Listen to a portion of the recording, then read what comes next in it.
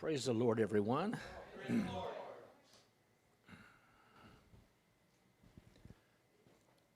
We're continuing talking about being faithful.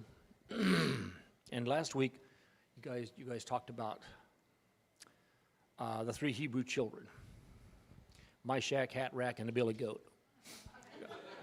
Remember them? This week, we're going to be talking about another one of the captives. So today's lesson title for itself is Faithful at All Times. And I just want to say something before we get started there. Sometimes you have to walk alone in the dark. You don't always have a support system.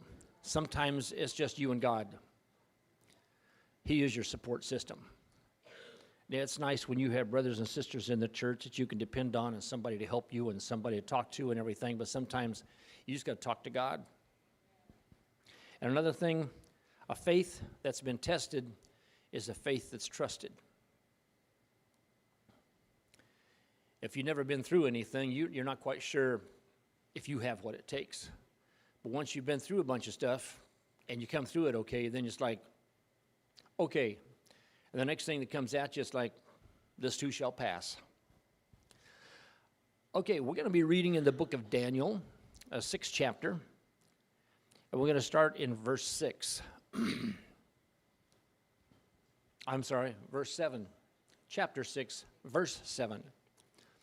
All the presidents of the kingdom, the governors and the princes, the counselors and the captains, have consulted together to establish a royal statute and to make a firm decree that whosoever shall ask a petition of any god or man for 30 days, save of thee, O king, he shall be cast into the den of lions.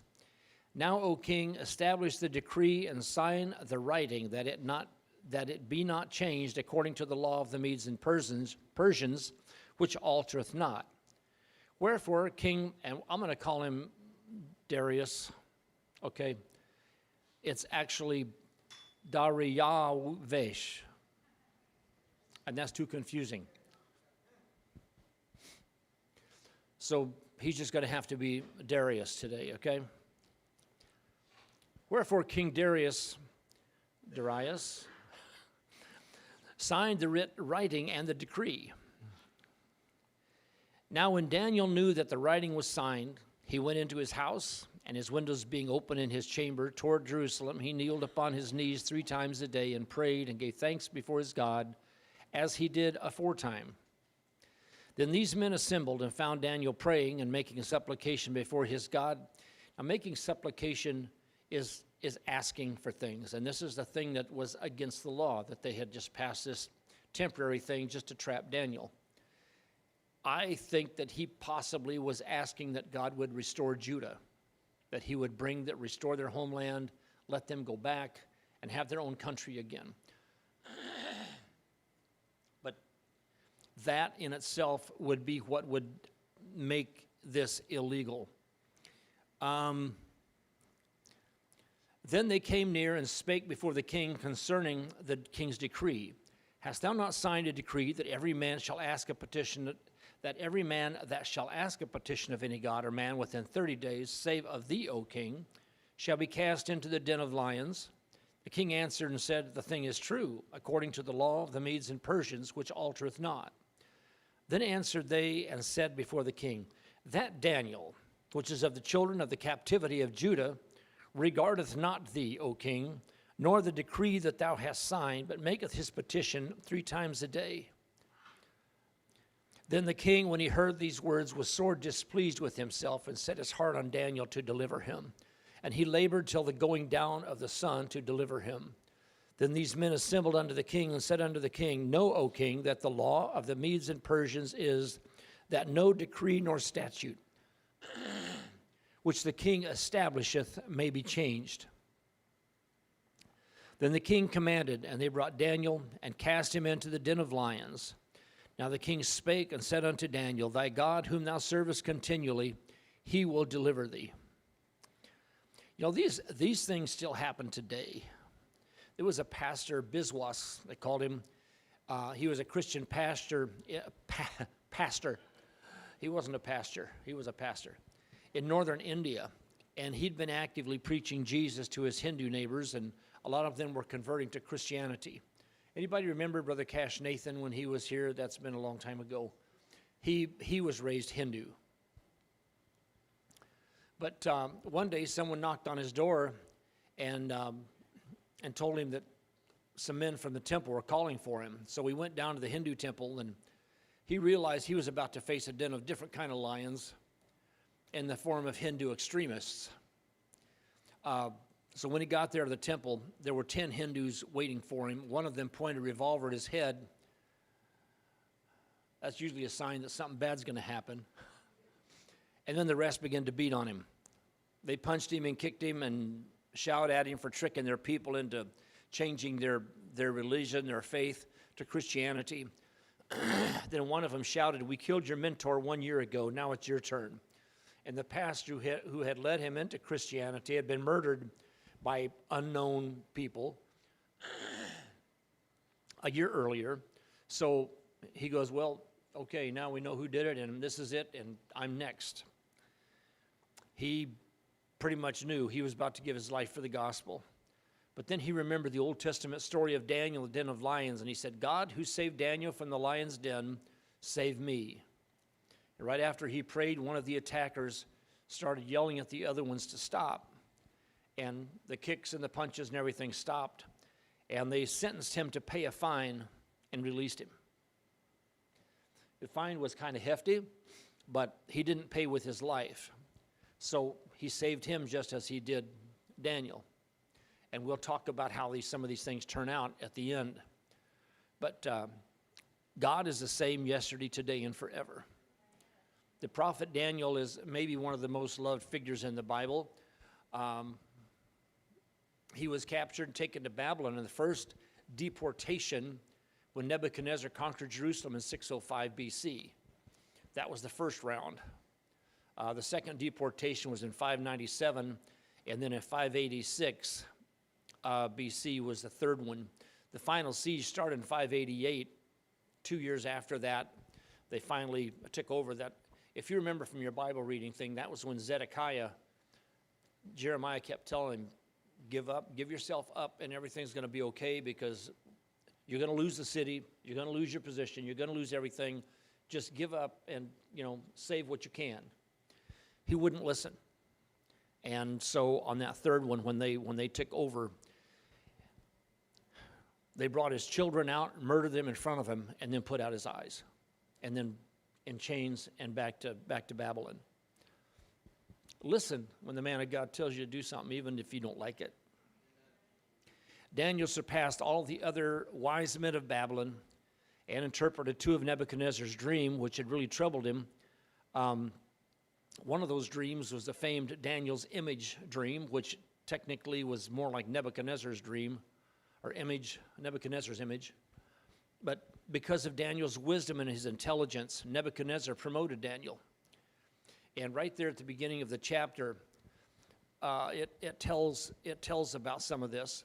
But Nebuchadnezzar's 3 successors, Belshazzar, Darius the Mede, and Cyrus the Persian, these people also recognized Daniel's ability and his excellent spirit, and they promoted him in their courts. And we'll see that in a little bit about Cyrus and Darius. But Belshazzar probably recognized his skill only, and probably should have tapped into some of that a little earlier. He only offered him promotion after the interpretation of the handwriting on the wall, and then Belshazzar was killed within 24 hours because they invaded and came in, and they killed the king and took over. But if he had asked for Daniel's counsel from the beginning of his reign, it might have turned out differently. God had finally had enough when they were drinking out of the golden vessels from the temple that they had captured and that they had stolen out of Jerusalem. But the setting for today's lesson is in the lavish court of King Darius the First. In Daniel 6, verses 1 to 3, I'm going to go ahead and read it rather than just hint back at it from the things we're going to talk about. It said, "It pleased Darius to set over the kingdom 120 princes, which should be over the whole kingdom. And over these 3 presidents, of whom Daniel was first, that the princes might give accounts unto them, and the king should have no damage. Then this Daniel was preferred above the presidents and princes because an excellent spirit was in him, and the king thought to set him over the whole realm. So because of their jealousy, the presidents and the princes under King Darius were trying to find a reason to incriminate him, find something wrong so that they could get rid of him. And, that's how some people live. If I'm not good enough to make it, I'll just make the other people look bad. So, yeah. See how many people you can kick off the ladder on your way up. But Daniel had been elevated because of his wisdom, his ability, his integrity. Verse 3 says that an excellent spirit was in him, and the king thought to set him over the whole realm. So he was standing out, that's for sure. So we just read King Darius appointed 120 princes to administer his empire. But above the 120 princes, Darius appointed 3 presidents, of whom Daniel was first. So you're the big kahuna of the kahunas over the other kahunas. Yeah, that makes you a target. Now, some people figure he was probably around 80 years old at this time. He had proven faithful to whoever he served, and first and foremost, to his God. In overviewbible.com, a guy named Jeffrey Krantz did a little lighthearted article. 12 biblical facts about Daniel. He listed 12 facts about him. Point 6 says the Bible gives us 0 dirt on Daniel. Abraham had his Hagar incident. Moses struck the rock and was banned from going into Canaan. David committed adultery and murder. These are our heroes in the Bible, remember. And those other 2 sterling examples of righteousness, Noah and Job. Noah got drunk and naked in his tent and caused problems. Even Job repented because of how he spoke about God in Job 38 and 2 and in chapter 42 verses 1 to 6. But Daniel, we have nothing on Daniel. In fact, when his political opponents tried to get dirt on him, their only option was to make it illegal to obey God. And that was in verses 4 and 5 of chapter 6. This is the way to live. Nobody can find anything wrong with you. You know what I don't like about them? They go to church too much. Goody two-shoes. Ethnic bias and discrimination aren't unique to our modern history. It's been going on for a long time. But it was quite evident in ancient Babylon. The princes of the realm didn't like it that Daniel, who was technically a Jewish captive, had been elevated above them, and rumors were circulating that Darius was getting ready to set him over the whole kingdom. They were jealous of his influence and his power. So, because they weren't the ones selected, they felt mistreated. They felt like they had been betrayed, that they had been slighted, that they had been discounted, offended, and wounded. Anybody ever been there? Somebody else got what you wanted, and it's like,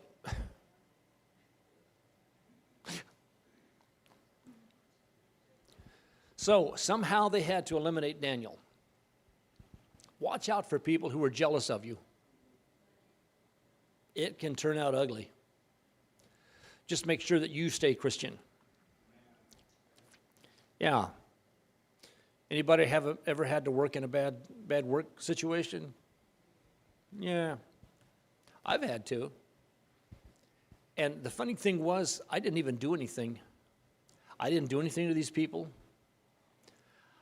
When somebody called and asked me to put in a good word for him, I said, no, that's okay.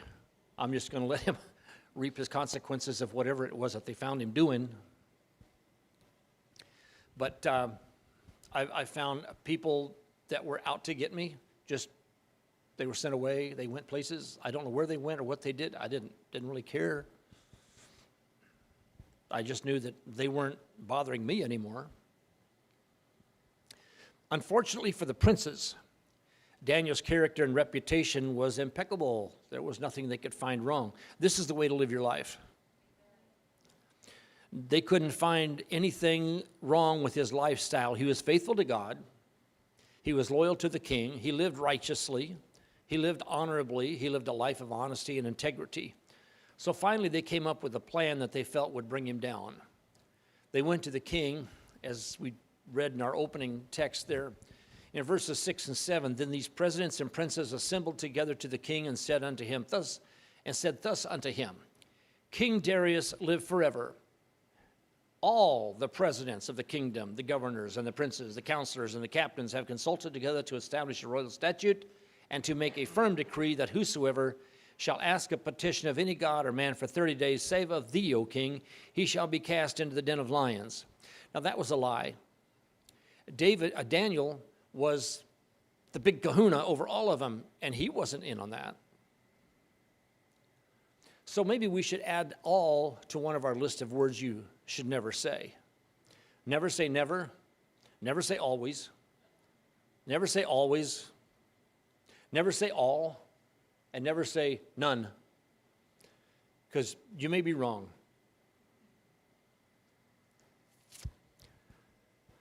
Revelations 12 and 10 describes Satan as the accuser of our brethren. Don't do his job. Just like the princes entrapped Daniel, the devil will do everything in his power to entrap and accuse you. Don't let there be anything there for him to accuse you of that anybody can say, that's true, I saw that happen. We can guard against his wiles, his tricks, by putting on the whole armor of God, like Ephesians 6 says. Wherefore take unto you the whole armor of God, that ye may be able to withstand in the evil day, and having done all to stand. Now, since there was no punctuation in the Greek, and this was added by the translators, we don't know exactly where the periods and the commas and everything went, since they put them in where they thought they would go. Maybe what he said, and since this is Paul's writing, it could have been, yeah, it probably wasn't a period. He was the king of the run-on sentences. That you may be able to withstand the evil day, and having done all to stand, stand therefore. Having your loins girded about with truth, having on the breastplate of righteousness, and your feet shod with the preparation of the gospel of peace. Above all, taking the shield of faith, wherewith ye shall be able to quench all the fiery darts of the wicked, and take the helmet of salvation and the sword of the Spirit, which is the word of God. Praying always with all prayer and supplication in the Spirit, and watching thereunto with all perseverance and supplication for all saints. We've always got to be on guard against the tactics of the devil. You know, if you would sit down with a test, is this right or wrong? Oh, well, that's wrong, easy. That's right, that's wrong, that's right, that's wrong. A true or false test, even fill in the blanks or whatever. We could probably get it right. The devil doesn't give a written test. He sneaks stuff in on you. And you turn around, look, and go, oops, I probably shouldn't have done that. Ephesians 6:11 says to put on the whole armor of God so you'll be able to stand against the wiles of the devil. Now, wiles, tricks, cunning treacheries, ruses, ploys, deceits, charms, and we're talking not about magic charms. We're talking about attractions, appeals, allures, bait, charisma. You know, when somebody comes up, hey, how you doing? I was like, oh, what do you want? You're way too friendly. Subterfuges, deceptions, manipulations, scams, and cons, the wiles of the devil. And you know, really, if you look at it, we're living in a culture of manipulation. Everyone is trying to manipulate you into doing something, trying to gain control over you and make you do what they want you to do. You know, I used to think that the days of the snake oil salesman from the Old West, I thought those were over. Nah, they're online. But the devil is devious and he's subtle. He can even appear as an angel of light with messages of deception. And when Jesus said to watch out for, he says, there'll be many that come in my name saying, I am Christ. He didn't say they're going to come and say they are Christ. They are going to come claiming Jesus is Christ. And he says they'll deceive many. Because, hey, if they're preaching that Jesus is Christ, they must be okay, right? Not according to Jesus. That's just their ticket to get in the door, make you think that they're okay. So it's important for us to allow the gifts of the Spirit to operate in our lives, to help discern truth from error and the will of God as opposed to our own human will. It's also important to know God's Word and let that knowledge operate in our lives to help discern truth from error and the will of God as opposed to our own human will. In Hosea 4:6, God said, my people are destroyed for lack of knowledge. Not a lack of worship service, not a lack of musicians or music or churches or whatever, lack of knowledge. And this is where I mentioned some time back, a man had written this article or whatever it was, that he said the lawyers today who become our judges and end up in the Supreme Court, he says when they are going to universities and getting their law degree, they are taught opinions of the Constitution. He says they don't know the Constitution. Some of them never read the Constitution. All they read is judgments that were handed down based on a person's opinion of what the Constitution said. And so he said, we have our courtrooms, our courts, filled with people who don't really know what the Constitution says. We also have a lot of people in churches that have never read God's Word. All they know is people's opinions about God's Word. They've read books. They've listened to sermons by people who said, Jesus is Christ. And it's a whole lot easier to fool someone than to and let them know that they've been fooled, because contented people are hard to warn. Now, the princes decided to ensnare Daniel by making it illegal to ask a petition of any god or man but the king for 30 days. And this approach appealed to the king's ego. You know, when people appeal to your ego, ask yourself why. When people butter you up, again, what do you want? Why are you saying this? Why are you doing this? You know and I know that you don't think that much good about me. Without considering any ramifications, though, he went along with the deceitful princes and he signed that edict into law. Watch out for people's motives. Once a law was signed by the king of the Persian Empire, it couldn't be annulled or modified. I guess that was part of their constitution.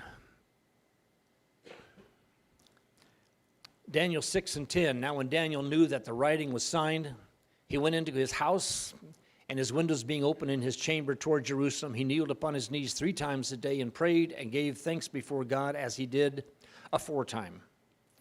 That phrase, as he did aforetime, he was a man of prayer.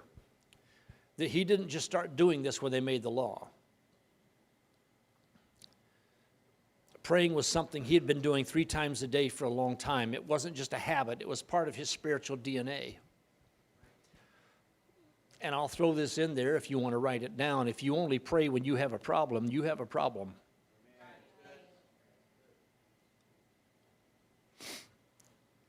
The princes had a lot of confidence in Daniel. They knew that even if they made that law, he wasn't going to stop. They knew that he'd continue to pray regardless of any law that was passed. So they were pretty happy, and they went to his apartment in the palace and found him on his knees. Yes, we win.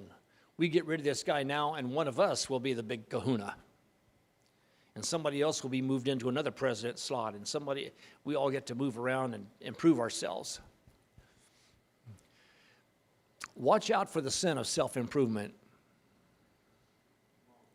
That's what Eve was trying to do with the snake. You're going to be like God. Well, give me some of that. So they went to the king. In verse 12, then they came near and spake before the king concerning the king's decree. Hast thou not signed a decree that every man that shall ask a petition of any god or man within 30 days, save of thee, O king, shall be cast into the den of lions? The king answered and said, the thing is true, according to the law of the Medes and Persians, which altereth not. Then answered they and said before the king, that Daniel, which is of the children of the captivity of Judah, regardeth not thee, O king, nor the decree that thou hast signed, but maketh his petition 3 times a day. Then the king, when he heard these words, was sore displeased with himself, and set his heart on Daniel to deliver him. And he labored till the going down of the sun to deliver him. Then these men assembled unto the king, and said unto the king, know, O king, that the law of the Medes and Persians is that no decree nor statute which the king establisheth may be changed. Then the king commanded, and they brought Daniel and cast him into the den of lions. Notice how they describe Daniel. They didn't refer to him as the big kahuna. They didn't refer to him as the chief president, the president of the presidents, the head over the country, head advisor to the king, chief president, anything like that. They called him a mere captive from Judah. You can almost hear the sneer in their voice, that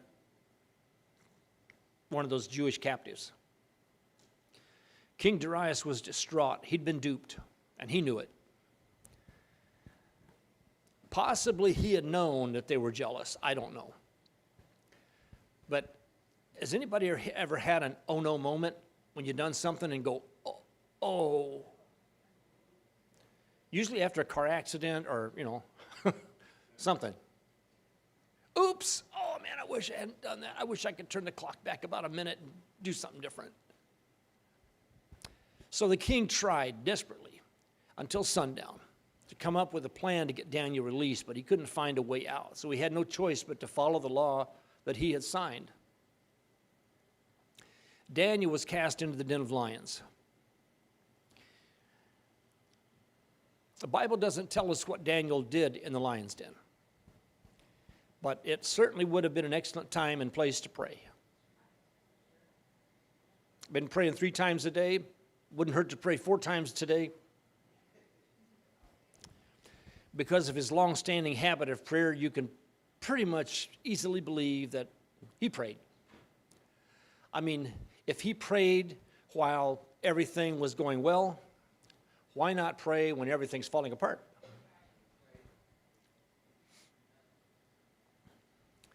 Possibly he even prayed more fervently than he usually did.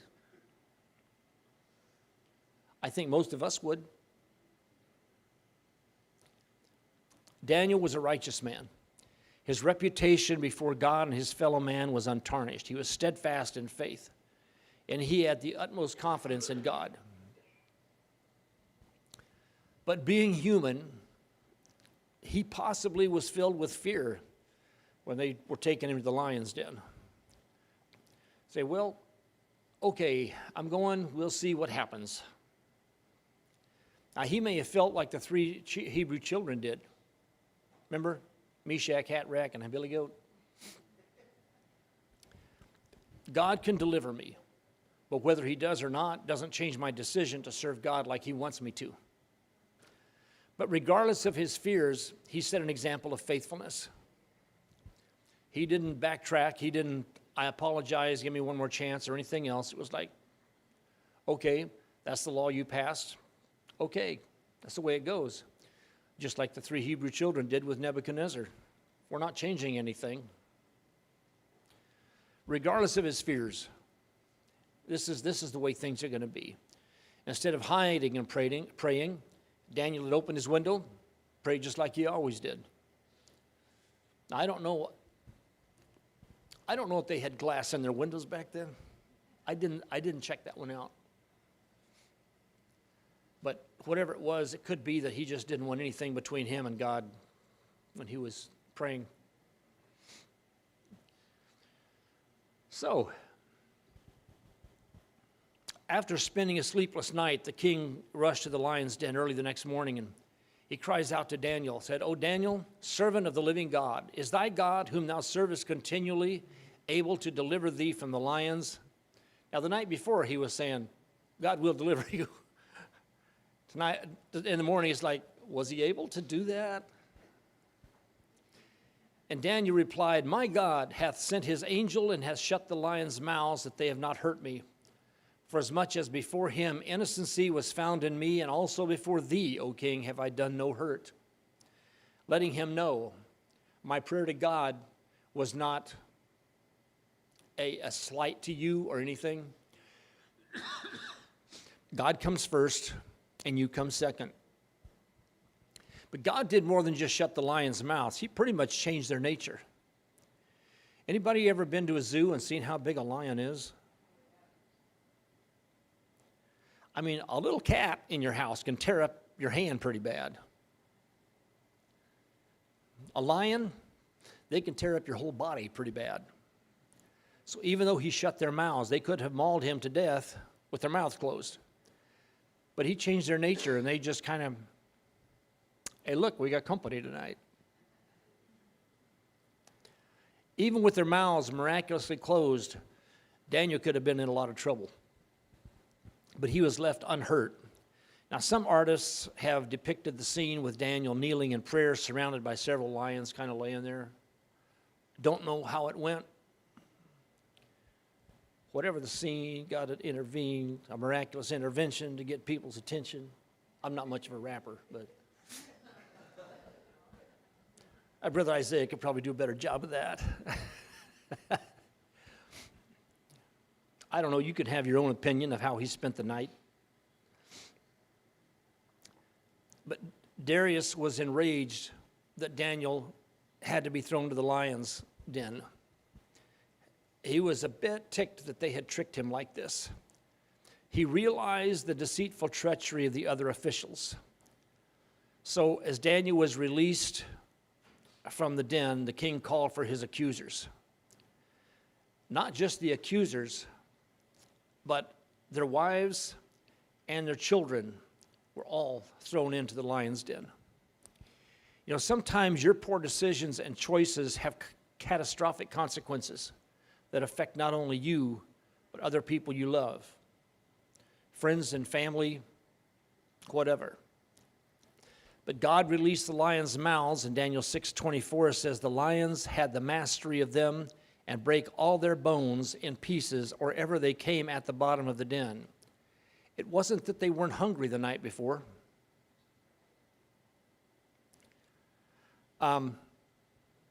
Isaiah 54:17 promised, no weapon that is formed against thee shall prosper. Now Daniel's rivals, all those jealous people that wanted his slot, they had envisioned a horrible ending for his remarkable life. Kind of like Mordecai and Haman. Haman detested Mordecai because he wouldn't pay homage to him and bow down and all this stuff. And he had set up this elaborate, I'll wipe out all the Jews. I'm going to make it a public holiday thing, and we're just going to this and we're going to that. And before that day ever got there, he was executed, and his family, his sons were hanged on the same gallows that he had built for Mordecai. So instead of Daniel being thrown to the lions, his accusers and their families received the fate they had wished for Daniel. So even before the men, women, and children could even fall to the floor of the den, they were attacked and devoured by the lions. The lions had just come off a Daniel fast. Yeah. Daniel's life is a demonstration of God taking care of those who are faithful to him.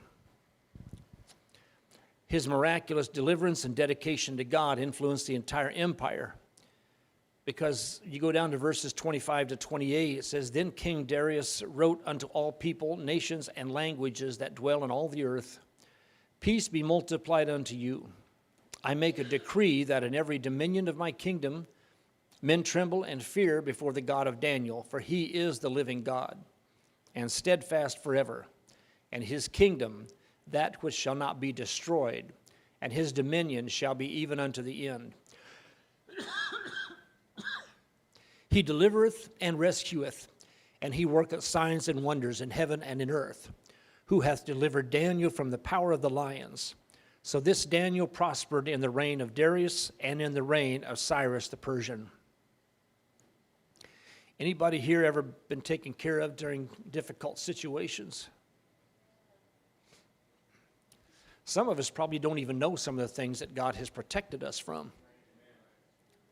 We only know about the ones that we saw, or maybe you hear about later.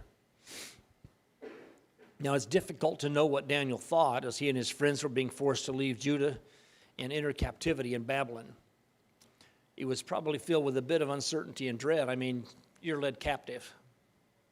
And led captive doesn't mean it's like, okay, pack your suitcase, we're going on a trip. Captives weren't given that. They're rounded up, they're tied up, shackled, whatever, because they don't want anyone to escape, and then moved off in groups. Surely he wondered what was going to happen because they had just looted the temple. They had ransacked Jerusalem. One thing is certain, he purposed in his heart to remain faithful to Jehovah. No matter what circumstances came along, it's like we know who we belong to. We know that we serve the one true God, and possibly they knew why they were being put in captivity. You know, you've got good people all over the world. You've got some really flaky governments. But, you know, when the Iron Curtain came down and we started conversing with other people from Russia, I said, they told you what about us? What? I didn't know that. That's not what we thought.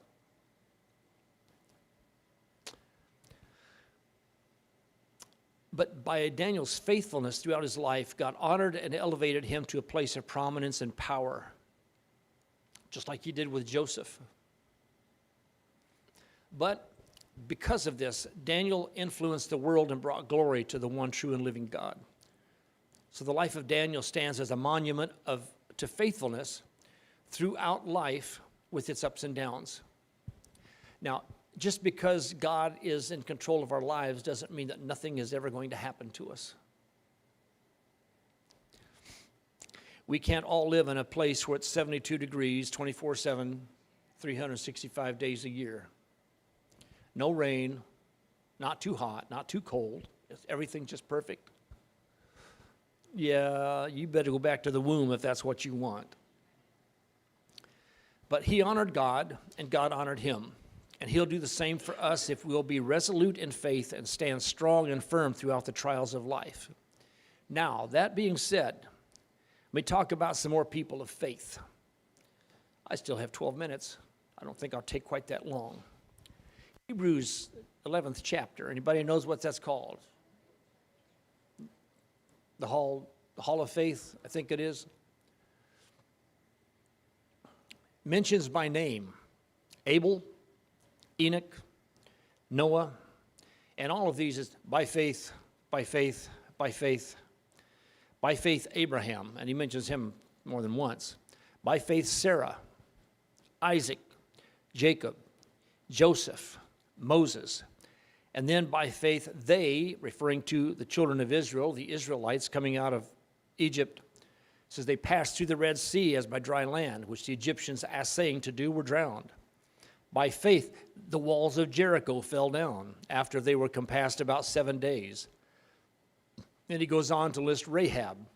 And then he says, the time would fail me to tell of Gideon, Barak, Samson, Jephthah, David, Samuel, the prophets, who through faith subdued kingdoms, wrought righteousness, obtained promises, stopped the mouths of lions, quenched the violence of fire, escaped the edge of the sword, out of weakness were made strong, waxed valiant in fight, and turned to flight the armies of the aliens.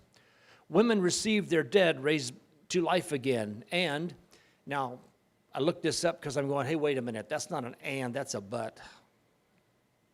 Big but. The word here is de, a primary particle, adversative or continuative, but, and, etc. It's also translated also, and, but, moreover, now. We don't always say all these things in English. Now, you listen to me.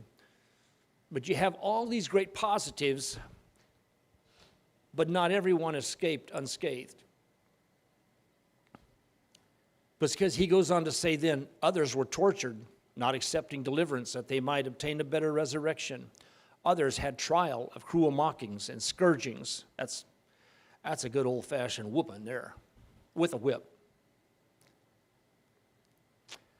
Yea, moreover, of bonds and imprisonment. They were stoned. They were sawn asunder. They were tempted, tested. They were slain with the sword, as opposed to escape the edge of the sword, like those in verse 34. They wandered about in sheepskins and goatskins, being destitute, afflicted, and tormented. They wandered in deserts, in mountains, in dens, and caves of the earth. You know, when your faith is tested, it may not always turn out like you would prefer. Again, if you read it in a book, you could probably give the right answer. But life doesn't always give you a written test. But if you stand in your faith, if you remain faithful, full of faith, you will come forth as gold tried in the fire, and you will be stamped dokimos, the Greek word for approved, which adokimos is reprobate, unapproved. You didn't make it. You didn't stand the test. You're worthless. You couldn't be separated from the impurities in your life.